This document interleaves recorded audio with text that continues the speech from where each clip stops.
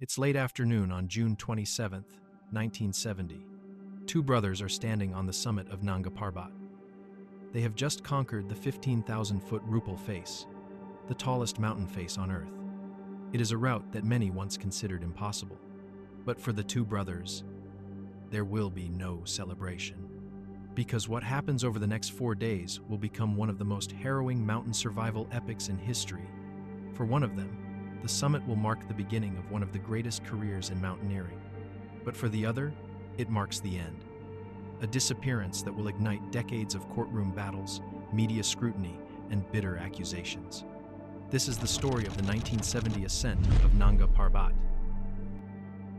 Nanga Parbat rises at the western edge of the Himalayas in what is now northern Pakistan. At 8,125 meters, it is the 9th highest mountain on Earth. Its name means naked mountain, a reference to its steep faces that are absent from the vegetation that softens many of the surrounding peaks. Before this expedition, 31 climbers had already died trying to reach the top.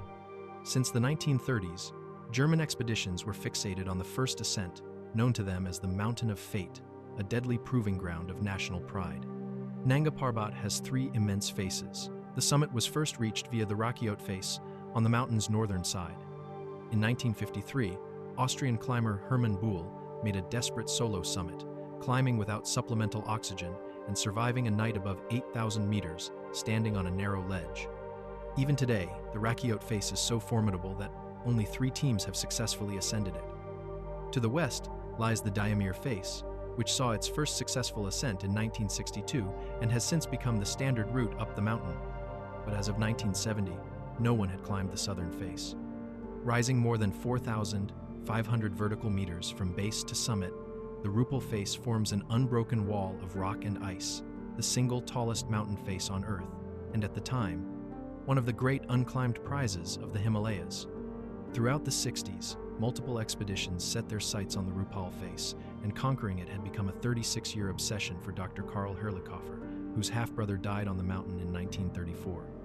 The 3 successful summit ascents of Nanga Parbat were all expeditions led by Herrlichhofer, but by 1970, he had failed 3 times on the Rupal Face, and now his reputation was fading and funding was drying up.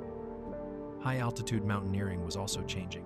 For decades, Himalayan climbing had been dominated by siege tactics, militarized expeditions that made a slow, methodical assault on the mountain. Hundreds of porters hauled fixed ropes, expansion bolts, and ladders, all used to force a path to the summit. But a new generation believed in a different philosophy. Alpine style was the art of light, fast, and self-sufficient ascents, and the man who would become synonymous with this style was a young Italian called Reinhold Messner. In 1970, Reinhold was just 26 years old. He wasn't yet a global icon, but in European circles, he'd earned a reputation as a bold, brilliant, and utterly fearless climber. In 1969, he completed a solo ascent of the Philipp Flamm Dihedral, then considered one of the hardest routes in the Dolomites. But he was also unapologetically outspoken for his contempt of siege-style mountaineering. In his essay, The Murder of the Impossible, he argued that modern climbers no longer carried courage in their hearts, but instead in their rucksacks, in the form of expansion bolts and fixed ropes. Yet when a member of the 1970 expedition dropped out, the allure of the mountain was too tempting, and Reinhold accepted the invitation. Not long after, his younger brother, Günther Messner, would also join the team, taking a last-minute spot at Reinhold's insistence. Günther was a bank clerk in South Tyrol, Italy, and the brothers had been an inseparable climbing pair since childhood, sharing hundreds of ascents in the Dolomites. Although Günther was no stranger to mountaineering, he was noticeably less experienced in high-altitude climbing than his brother. Nevertheless, in the spring of 1970, the Messner brothers traveled to Pakistan for the first time. From the outside, the expedition looks formidable. 22 climbers, mostly German and Austrian, are supported by 180 porters, hauling nearly 9,000 kilograms of equipment. But inside the team, tension is building. Dr. Herrlichhofer runs the expedition like a military campaign, earning the nickname the Field Marshal. Reinhold, openly critical of the siege strategy, begins to clash with the leadership. Herrlichhofer becomes weary of the brothers' independent spirit and tries to split them into different climbing parties, to which they refuse. To make matters worse, progress on the Rupal Face is brutally slow. The team spend most of May and early June fixing ropes, and after 6 grueling weeks, they have pushed Camp 5 to 7,200 meters. But they were still 900 vertical meters below the summit, and problems were mounting. One porter is killed in an avalanche, and bad weather hinders progress for weeks at a time. With the climbing permit nearing expiration, a successful ascent is beginning to look unlikely. In late June, the weather clears, and Herrlichhofer orders one final push. A plan is established that, if a sufficient weather window presents itself, Herrlichhofer would fire a blue flare the night before the attempt. In this case, Felix Kuhn and Peter Schultz will begin a move towards the summit, while the Messner brothers, stationed higher at Camp 5, are to take up a supporting role, fixing ropes and preparing the route for the summit team's descent. But in the event of a bad weather forecast, Herrlichhofer would fire a red flare, signaling that Reinhold could attempt a rapid solo summit, racing to the top before bad weather hits. But on the evening of June 26th, despite the radio message of a clear forecast, for unknown reasons, Herrlichhofer fires a red flare from base camp. Seeing the light from high above in Camp 5, Reinhold believes that a storm is imminent, and if the expedition was to be a success, he would have to summit alone, right now, and in alpine style. At approximately 2 a.m. on June 27th, Reinhold Messner leaves Camp 5. He is about to attempt a summit push on the Rupal Face in alpine style, fast, light, and alone. Messner carries only a small pack with minimal emergency supplies, 2 foil blankets, extra clothing, dried fruit, and crucially, no rope. He plans to reach the summit before any potential weather front hits and descend back to Camp 5 before nightfall. He climbs by headlamp through the darkness, making his way up a steep gully of loose rock known as the Merkel Couloir. By dawn, he has made significant progress, but as he briefly stops for a rest and looks down the mountain, he notices someone is racing up below him, climbing at a ferocious pace and gaining ground rapidly. Several hours after Reinhold left, Gunther wakes up at Camp 5. He begins his daily tasks of fixing ropes, but at some point becomes frustrated and sets out in pursuit of his brother. Another climber briefly joins him, but quickly becomes exhausted by his ferocious pace and is forced to turn back. For 4 hours, Gunther moves with a speed and intensity rarely seen at such altitude. Halfway up the Merkel Couloir, he sees his brother, a lone figure above him nearing the top of the gully. From that moment, the brothers continue upward together and toward the summit. Progress up Merkel Couloir takes longer than expected, but by midday, both brothers are traversing across the exposed south shoulder together. 5 hours later, Reinhold and Gunther Messner reach the summit of Nanga Parbat. They shake hands, the ritual they have shared on countless Dolomite summits before. They had just made the first successful ascent on the Rupal Face, but it had taken much longer than either had anticipated. Reinhold checks his watch and realizes there is only an hour of daylight remaining, and as the adrenaline of the summit fades, it becomes increasingly obvious that Gunther is in serious trouble. The fierce push to catch Reinhold has severely depleted Gunther, and now, at 8,125 meters, his body is shutting down. Too weak to attempt the descent in darkness, the pair are forced to bivouac high up in the death zone. With no sleeping bags, hot food, or a tent, their night is long, sleepless, and bitterly cold. Reinhold keeps his brother awake all night, knowing sleep guarantees certain death. As the hours pass, Gunther begins to hallucinate, reaching for objects that aren't there and speaking to people who don't exist. When dawn breaks on June 28th, both brothers are alive, but are now faced with the new challenge of finding a way off the mountain.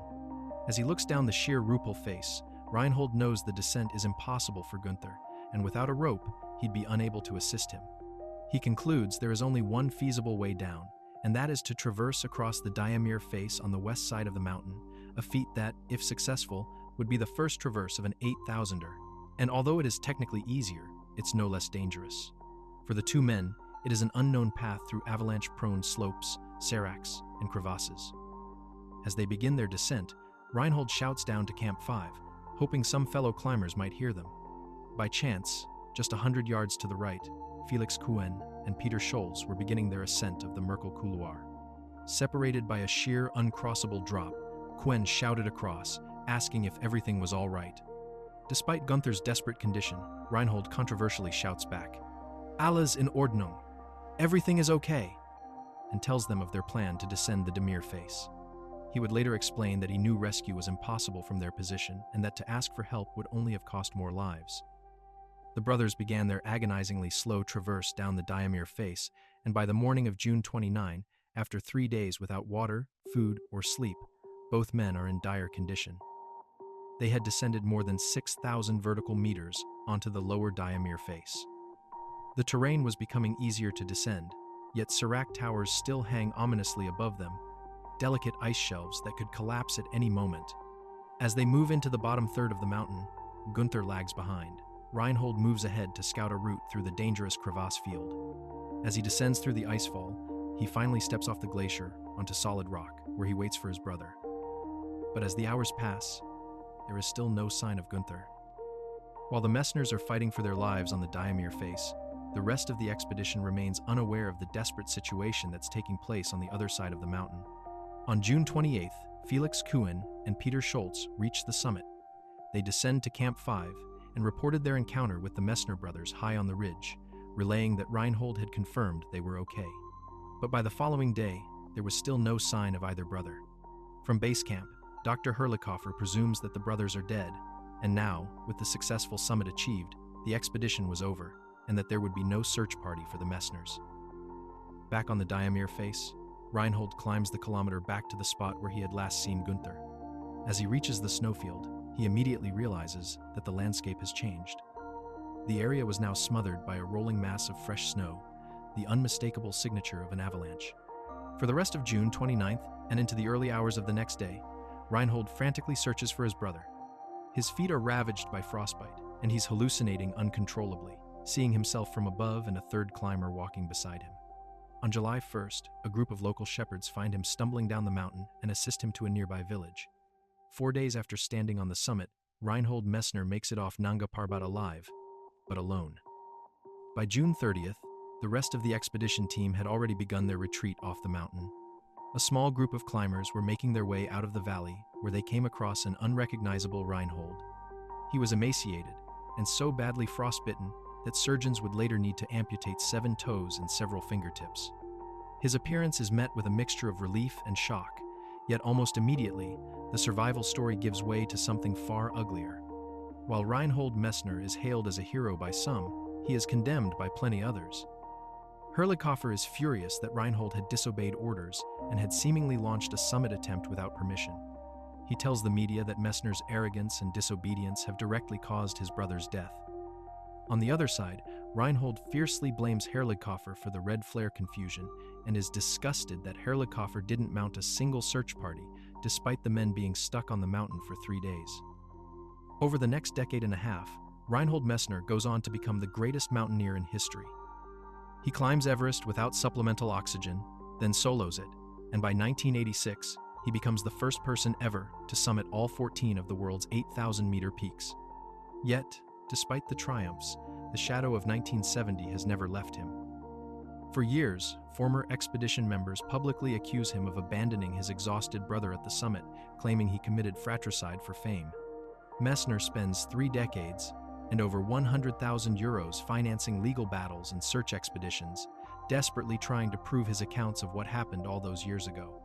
And slowly, evidence has begun to emerge that supported Reinhold's story. In July 2000, a climber found a human bone at the base of the Diamir Face. Then 5 years later, Gunther's boot is found at 4,300 meters on the Diamir Glacier. And finally, in 2022, a second boot surfaced even higher in the same area. But even despite the mounting evidence, skeptics still question his story, arguing that the remains should have been found much lower down if Gunther had died where Reinhold claimed. But what is clear is that the 1970 expedition has haunted Messner for the last 55 years. He reflected on the ascent in his biography, admitting that no summit, before or after, erased that day, stating, "I died that day, although it wasn't my body that died, but my spirit, my will, and all my hopes. I came home, alone, and as a different person,